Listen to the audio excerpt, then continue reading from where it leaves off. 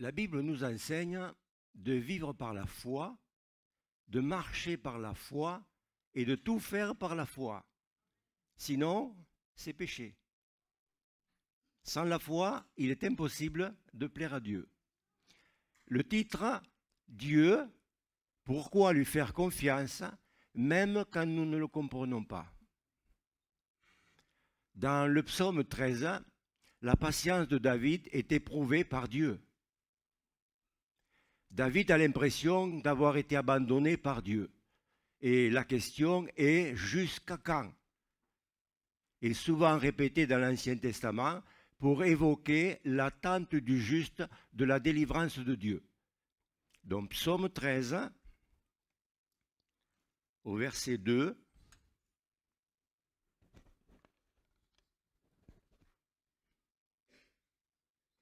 Jusqu'à quand, Éternel, m'oublieras-tu sans cesse?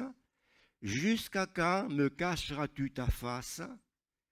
Jusqu'à quand aurai-je des soucis dans mon âme et dans tous les jours dans mon cœur?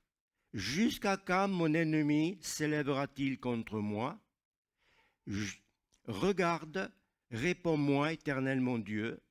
Donne à mes yeux la clarté, afin que je ne m'endorme pas du sommeil de la mort, afin que mon ennemi ne dise pas « Je t'ai vaincu ». Amen. Il est difficile, personne ne le contestera, nous nous sentons démunis devant les crises qui nous assaillent, divorce, chômage, violence conjugale, maladies incurables, et même les soucis les moins importants, eh bien, nous irritent souvent. La machine à laver qui tombe en panne, la voiture qui ne veut pas démarrer, le magasin qui vient de fermer juste sous notre nez, la liste pourrait être longue.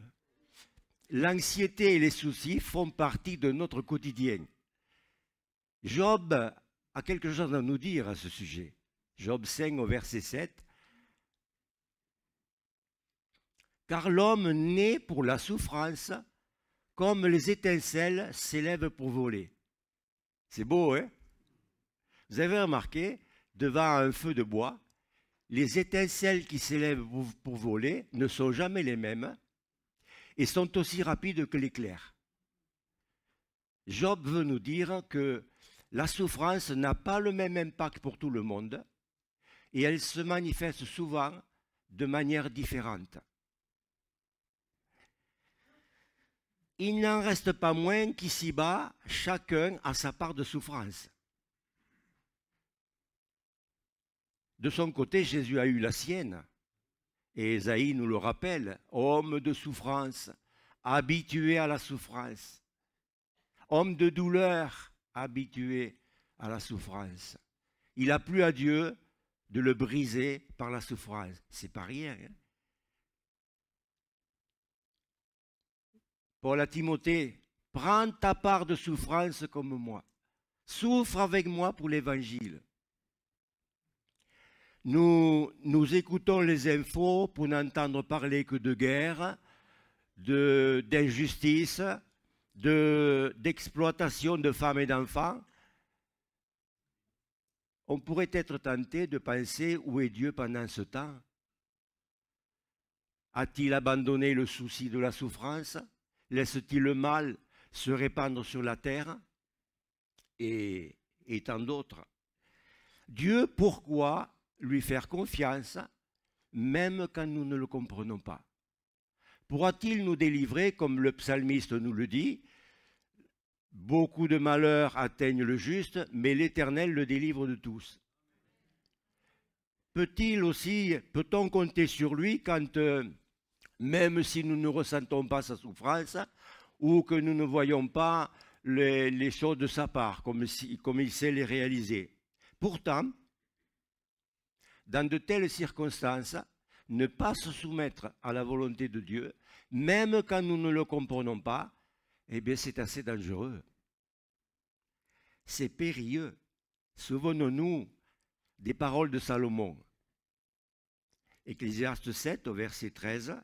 considère l'œuvre de Dieu. Qui donc pourra redresser ce qu'il a tordu? Le jour du bonheur, jouis du bonheur. Le jour du malheur, réfléchis. Pourquoi? Parce que Dieu fait l'un exactement comme l'autre, afin que l'homme ne puisse pas deviner de son avenir. Lui faire confiance et lui obéir sont deux facettes complémentaires de notre marche avec lui. Quand nous désobéissons à Dieu, nous défions son autorité et méprisons sa sainteté. Quand nous ne parvenons pas à lui faire confiance, nous mettons le doute dans sa souveraineté et sa bonté. Et dans les deux cas, nous dénigrons sa majesté et son caractère.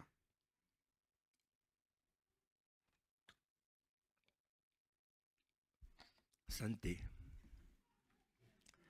On a compris que notre seul soutien vient de sa parole. Nous y trouvons la grâce nécessaire pour faire face aux circonstances, même les plus pénibles. Et nous y trouvons aussi trois vérités qui nous permettront d'endurer. Ah ben, j'ai trop chanté tout à l'heure, alors maintenant eh ben, je le paye. Voilà, il faut faire attention à ça. Purée alors. Pas possible. Nous y trouvons trois vérités à son sujet qui nous aideront à endurer l'adversité. Ben, ces trois vérités, c'est que Dieu est souverain, sa grâce divine est infinie et Dieu est parfait, son amour est parfait. Dieu, pourquoi lui faire confiance, même quand nous ne le comprenons pas? D'abord parce qu'il est Dieu, qu'il contrôle tout, que sa sagesse est infinie et que surtout son amour pour nous est infini. Pour parvenir à lui faire confiance, même au travers des épreuves, nous devons d'abord reconnaître son absolue souveraineté en toutes choses. Lui faire confiance quand nous ne comprenons pas où il nous mène est essentiel. Dieu n'agit pas avec caprice comme les humains. Même si ça paraît compliqué pour notre vie, eh bien, toutes ces décisions nous concernant sont gérées par l'immensité de son amour. D'ailleurs, Jérémie a écrit, même s'il fait souffrir, il est plein de tendresse, tant sa bonté est grande. Il est plein de tendresse, tant sa bonté est grande pour toi ce matin qui souffre. Dieu, ce n'est pas de bon cœur qui l'accable et fait souffrir les humains. Derrière chaque épreuve se cache un plan plein d'amour pour chacun d'entre nous. Mais nous devons d'abord accepter sa souveraineté sur notre vie.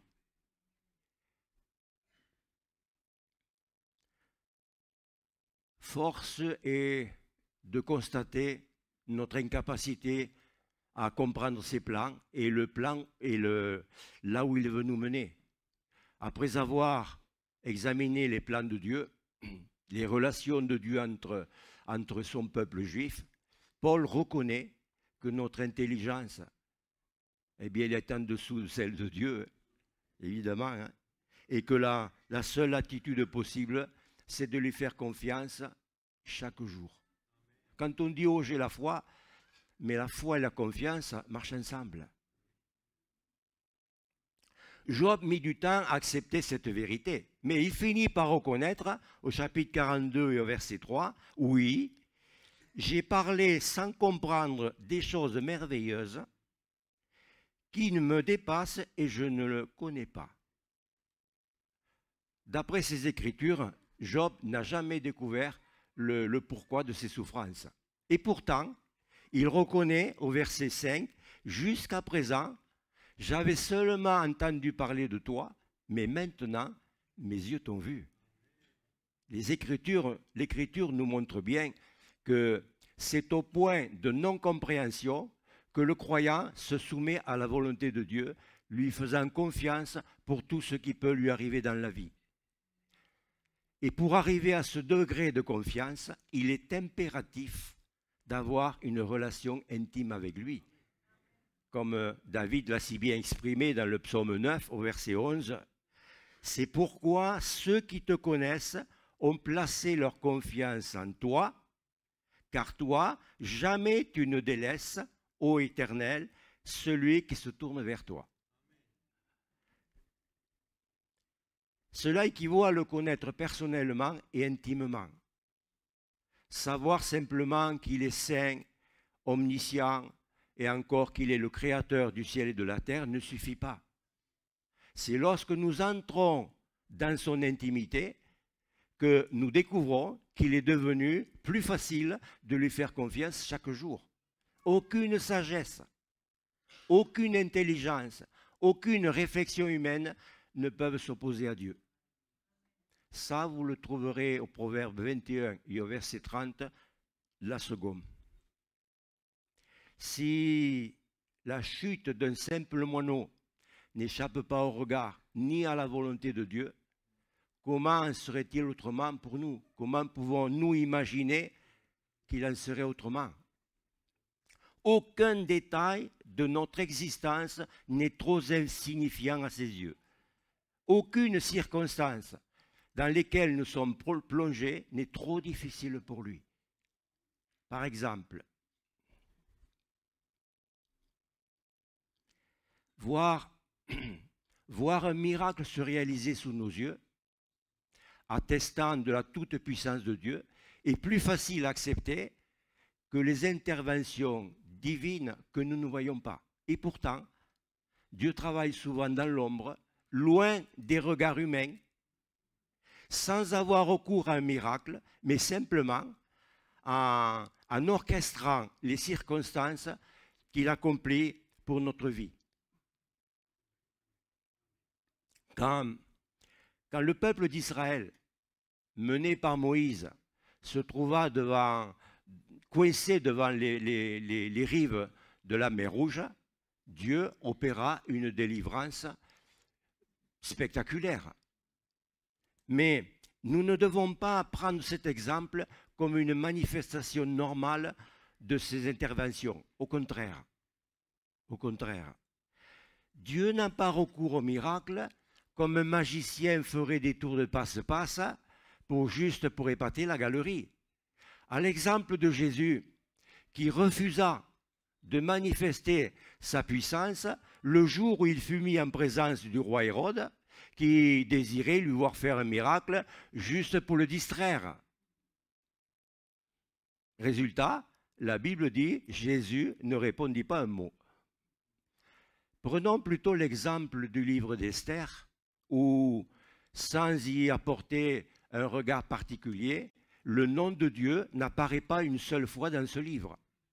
Mais nous y voyons comment Dieu agit en s'appuyant sur des circonstances presque banales pour accomplir ses plans. Alors que Naaman, le bras droit du roi, prépare pour le lendemain l'exécution de Mardochée, qu'il ne pouvait pas voir en peinture, avant le massacre programmé de tous les Juifs, au cours de la nuit, le roi de Perse souffre d'insomnie, le pauvre. Quoi de mieux pour retrouver le sommeil que de lire les annales de son règne? Et il découvre alors que Mardochée, son humble serviteur, lui avait sauvé la vie en dévoilant un complot organisé contre sa vie. Et le résultat, vous le connaissez.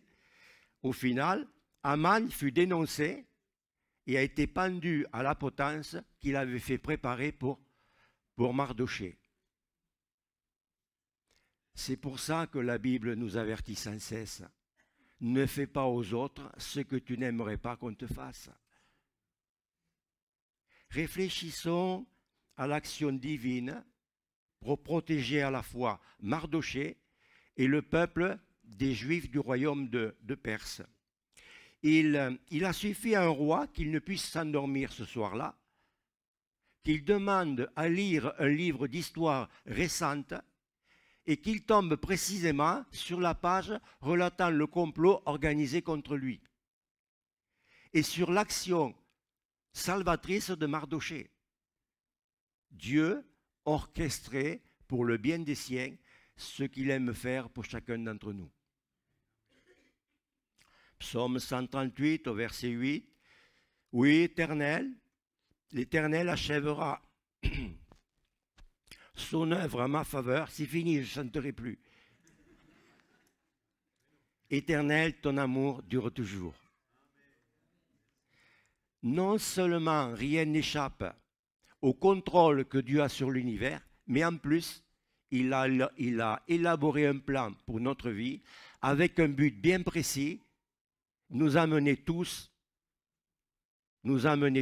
peu à peu à la ressemblance de son Fils. Amen. Romains 8, au verset 29. Ce que Dieu a connu d'avance, il les a aussi destinés d'avance à devenir conformes à l'image de son Fils. Son but n'est pas seulement collectif, mais aussi individuel. Un plan spécifique existe depuis avant la création pour diriger notre vie et chaque détail déjà est souligné. Chaque détail déjà est souligné. Comprendre que chaque circonstance, chaque événement, chaque décision prise est un produit de l'accomplissement de son plan n'est pas facile à comprendre, car nous connaissons les actions commises par les autres pour nous causer de la souffrance, mais nous ne voyons pas celles accomplies par Dieu pour notre bien. D'où l'absolue nécessité de marcher par la foi. Paul nous le rappelle, 2 Corinthiens 5, 7, car nous vivons par la foi et non par la vue. Ici, l'exemple de Ruth et d'Esther peut nous aider à mieux comprendre la façon divine de travailler dans notre vie. De son côté, Esther est devenue princesse à la cour du roi de Perse et elle évoluait dans un monde qui nous est moins familier que celui de Ruth. Dieu œuvrait aux côtés d'Esther pour sauver tout un peuple, tandis qu'avec Ruth, eh bien, les circonstances sont plus simples et terre à terre, pour ainsi dire. Pour achever son plan et amener Ruth à une situation où elle va devenir l'arrière-grand-mère de David, eh bien, Dieu doit régler le déroulement des événements avec minutie. D'abord, Ruth doit venir glaner dans un champ spécifique, lequel? Celui de Boz. Ce dernier aurait pu laisser son contremaître superviser l'opération. Mais Dieu fait en sorte que Boz arrive sur les lieux. Boz aurait pu ne pas remarquer la jeune Moabite, mais le texte nous montre que Dieu intervient de nouveau, de faire en sorte que Boz remarque la jeune femme. On pourrait penser que tous ces événements insignifiants en eux-mêmes semblent de pure coïncidence dans la tradition des romans à l'eau de rose. Et oui, mais Ruth et Noémie, tout comme Esther et Mardochée, sont des histoires qui finissent bien. Oui, mais on pourrait penser on pourrait même écrire qu'ils vécurent heureux et reconnaissants à Dieu pour son intervention dans leur vie. Eh bien, leur histoire nous encourage à nous aussi à faire confiance au Seigneur chaque jour, sachant que tout concourt au bien de ceux qui aiment Dieu et qui sont appelés selon son dessein. C'est pourquoi nous ne perdons pas courage, disait Paul aux Corinthiens, car même si notre extérieur se dérobe, se détériore peu à peu, intérieurement, nous sommes renouvelés de jour en jour. Amen. Faire confiance au Seigneur et le glorifier ensuite Quand les circonstances tournent pour notre bien, c'est assez facile et réjouissant. Mais comment réagir quand arrive soudain un événement tragique qui bouleverse notre vie, comme une maladie incurable que nous n'attendions pas? Ecclésiaste 2, verset 24, nous rappelle que la vie peut être reçue comme un don de Dieu. Au verset 24, « Il n'y a rien de bon pour l'homme, sinon manger et boire, et se donner du temps au milieu de son labeur. Et j'ai constaté que cela même vient de la main de Dieu. En effet, qui peut manger et profiter de la vie sans que cela ne vienne de lui? » Même si tu n'es pas au Seigneur, en mangeant, en te réjouissant tous les jours, sache que c'est un don de Dieu pour toi. Mais au travers de ça, il y a aussi un appel, il ne faut pas l'oublier. Quand nous traversons des crises, comme une séparation que nous n'attendions pas, la perte d'un être cher suite à un accident, le suicide d'un de nos enfants, ou son arrestation pour trafic de drogue, eh bien, toutes sont autant de circonstances qui nous prennent au dépourvu. Allons-nous lui crier notre colère, penser que Dieu nous a abandonnés? Pourquoi Dieu agit-il ainsi sans nous épargner une telle crise? Mais ce n'est pas digne d'un chrétien. Il faut faire gaffe à nos pensées. Il faut faire attention à ce que nous écrivons en texto. Il faut faire attention. Ce n'est pas digne d'un chrétien. Il y a des mots qui ne sont pas dignes d'un chrétien. Il faut faire attention à ça. Certains chrétiens semblent se réconforter en pensant que Dieu n'est pas responsable de telle tragédie. Ce qui revient à dire que Dieu est souverain dans certains points, mais pas dans d'autres événements, ce que les Écritures contredisent. Ecclésiaste 7 au verset 14. Au jour du bonheur, jouez du bonheur. Au jour du malheur, réfléchis. Car Dieu fait exactement l'un comme l'autre, de sorte que l'homme ne puisse rien deviner de son avenir. Et même Jérémie écrit dans la même pensée, Lamentation 3 au verset 38, « N'est-ce pas de la bouche du Très-Haut que sortent les malheurs comme le bonheur ?» Attends, on réfléchit là. Dans Acte 12, nous découvrons deux événements très différents.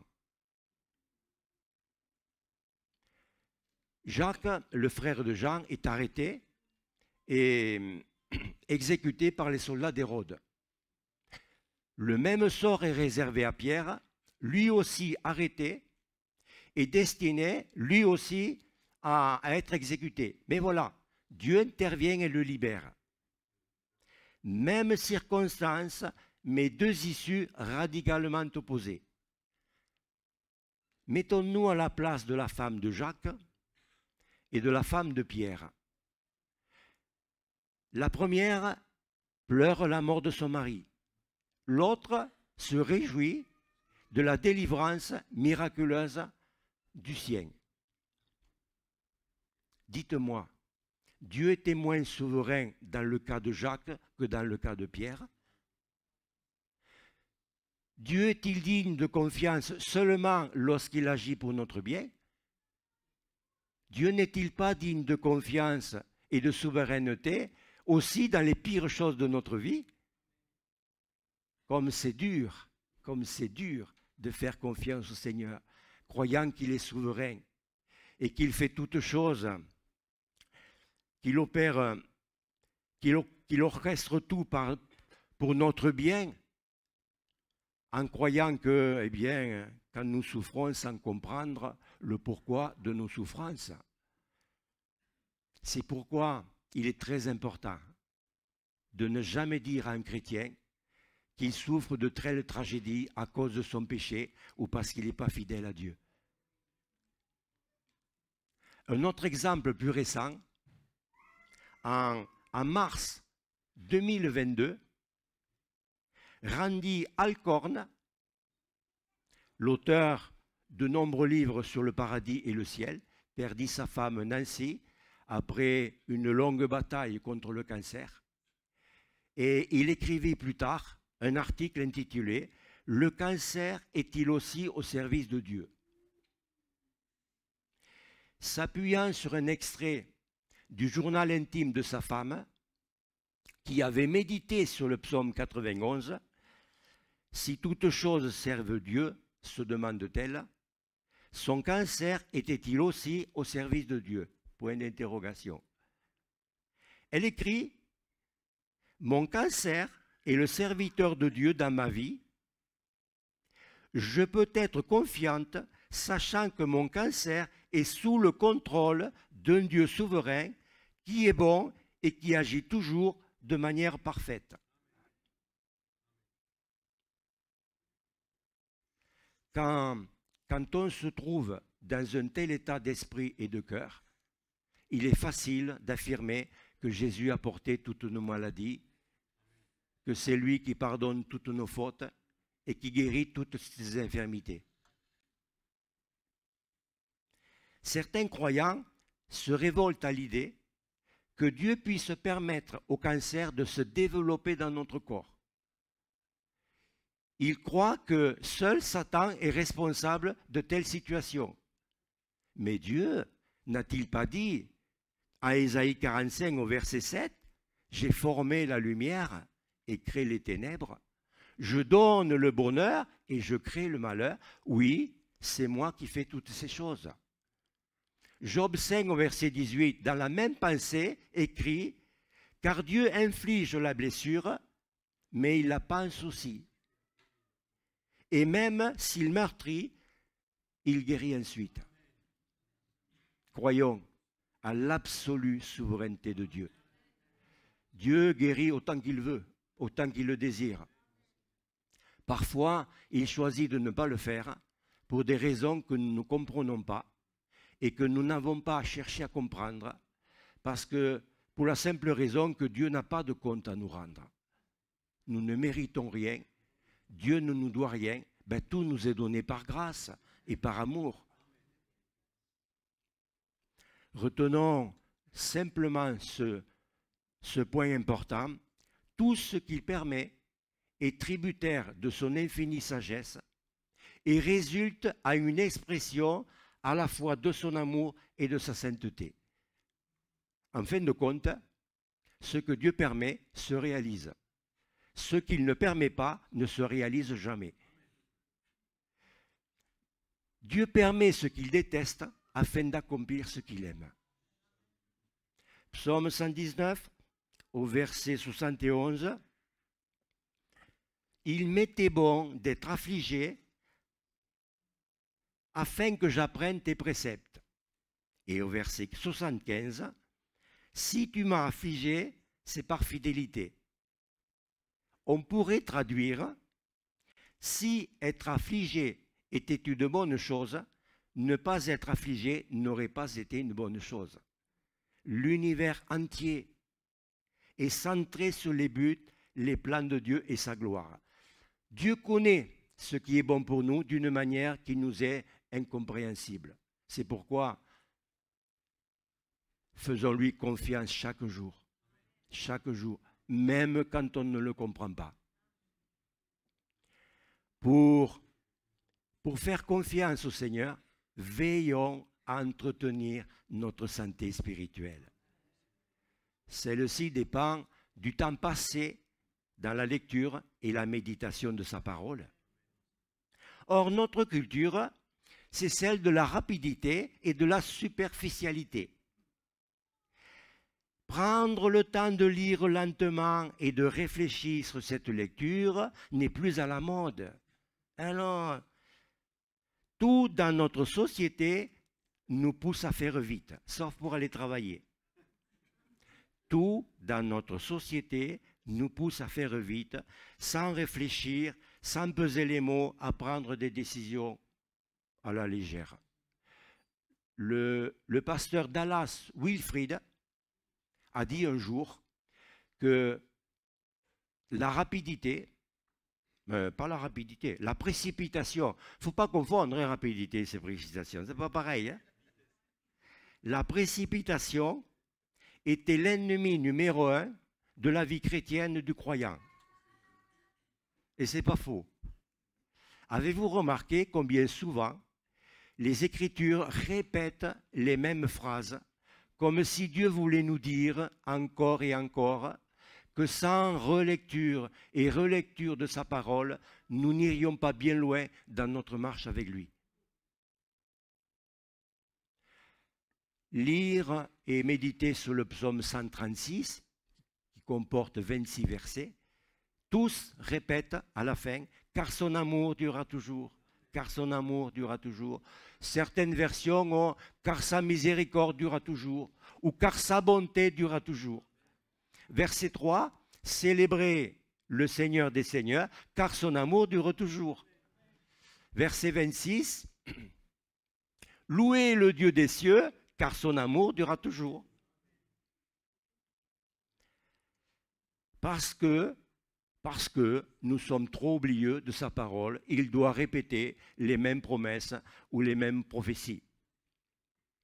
Un exemple parmi tant d'autres, psaume 81 au verset 9, « Écoute mon peuple, je t'avertirai. Ah, si tu m'écoutais Israël. » Et au verset 12, « Et mon peuple n'a pas écouté ma voix. » Ce n'est pas pour rien que l'auteur aux Hébreux nous parle d'auditeurs oublieux. Pour ne pas oublier ces paroles, Dieu commande à chacun d'entre nous de lire et relire ce livre pour diriger notre vie. À Josué, il déclare, chapitre 1er, verset 8, la version seconde, « Ce livre de la loi ne s'éloignera pas de ta bouche, tu le reliras jour et nuit pour veiller à mettre en pratique tout ce qui est écrit. » Vous avez remarqué les mots jour et nuit. Ce n'est pas une lecture le dimanche matin pour accompagner celle du pasteur qui nous rapprochera de Dieu, mais une lecture chaque jour et chaque soir. Il n'y a pas 36 manières de veiller à entretenir notre santé spirituelle. Une seule compte, lire, relire et relire et relire sa parole.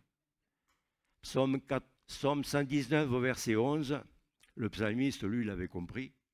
« Je garde ta parole au fond de mon cœur afin de ne pas pécher contre toi. » Au verset 9, « Comment, quand on est jeune, c'est pas pour moi, hein, avoir une vie pure, c'est en se conformant à la parole. » C'est en se conformant à la parole. Pour faire confiance, Seigneur, et je vais terminer après ça, veillons à entretenir notre santé spirituelle. Et celle-ci dépend de l'importance que nous accordons à la lecture de sa parole et à la méditation. La Bible ne nous parle jamais de saints solitaires, ni de personnes isolées des autres chrétiens qui se privent de la communion fraternelle. Jamais. Au contraire, elle nous dit que nous avons été rassemblés, coordonnés, édifiés et que nous serons enlevés ensemble. La Bible nous donne de bonnes raisons d'être engagés et actifs au sein d'une assemblée locale. Et là, je voudrais qu'on dise Amen, parce que ça concerne tout le monde. Vous ne deviendrez jamais adulte spirituellement en assistant au culte en tant que simple spectateur. Seule la participation active à la vie d'une assemblée locale développera vos muscles spirituels. Il n'y a pas que le VTT qui développe les muscles physiques ou les salles de musculation. Ici, nous parlons de muscles spirituels, indispensables au service de Dieu dans l'Église. La prière, la louange, l'obéissance, la soumission, l'humilité, le pardon, et il y en a d'autres. Développeront vos muscles spirituels nécessaires au service de Dieu dans l'Église. Dans la Bible, nous découvrons souvent une vérité importante. Le Saint-Esprit manifeste sa puissance au moment où nous faisons un pas de foi. Lorsque Josué s'est retrouvé devant un obstacle infranchissable, c'est l'obéissance qui a permis à la puissance de Dieu d'intervenir. Les eaux du Jourdain se sont effectivement arrêtées au moment où les prêtres ont posé les pieds dans l'eau, dans l'obéissance de la foi. Josué chapitre 4. Quand Jésus était sur la terre, Dieu œuvrait à travers son corps physique. Actuellement, Jésus est au ciel. Et le Seigneur emploie son corps spirituel, l'Église. Et en tant que membre du corps de Christ, vous et moi, nous sommes ses mains, ses pieds, ses yeux, son cœur. Et Dieu travaille avec nous, par nous, et chacun doit apporter sa contribution. Chacun doit apporter sa contribution. Pour terminer, ce sera ma conclusion. Satan aime les chrétiens isolés, coupés de la vie du corps de Christ, loin de la famille de Dieu, qui ne dépendent d'aucun dirigeant spirituel, parce que le diable sait qu'ils sont sans défense et qu'ils se laissent facilement piéger, parce que ce sont des électrons déconnectés de l'obéissance à la vérité. Écoute mon peuple, je t'avertirai. Ah, si seulement tu m'écoutais. À la place d'Israël, je pourrais mettre mon nom. Verset 14, si mon peuple m'écoutait et si Job marchait sur les voies que j'ai prescrites, je ferai en un instant plier tous mes ennemis et je tournerai ma main contre ceux qui l'oppriment. Dans le Nouveau Testament, c'est l'obéissance qui fait toute la différence. Heureux ce serviteur que le maître, à son retour, trouvera en train d'agir comme il le lui a demandé. En train d'agir comme il le lui a demandé. On ne parle pas des bonnes œuvres là, on parle des œuvres que Dieu a préparées dans lesquelles nous entrons. Pourtant, si le peuple se montrait encore fidèle à son Dieu, il recevrait des bénédictions bien plus grandes. Et moi je dis, heureusement, l'apôtre Paul l'avait compris.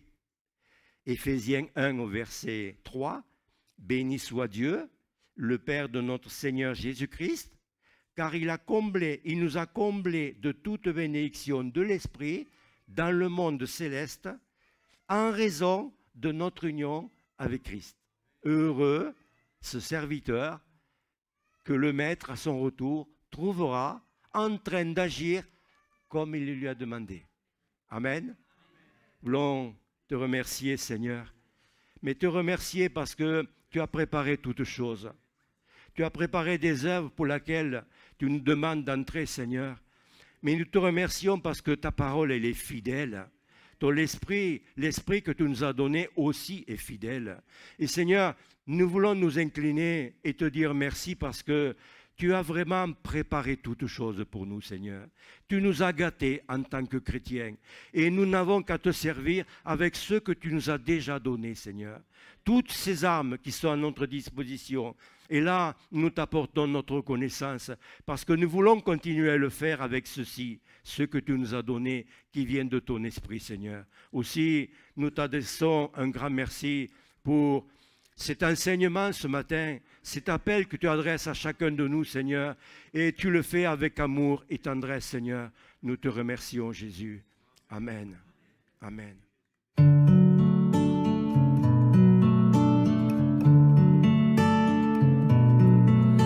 Well, I heard there was a secret chord that David played sweet and it pleased the Lord. But you don't really care for music, do ya? Well, it goes like this, the fourth, the fifth, minor fall and major lift, the baffled king composing hallelujah, hallelujah, hallelujah, hallelujah, hallelujah.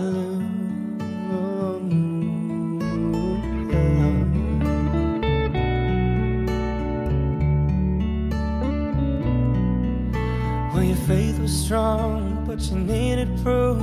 You saw her bathing on the roof, her beauty in the moonlight overthrew you. She tied you to her kitchen chair, she broke your throat and she cut your hair, and from your lips she drew the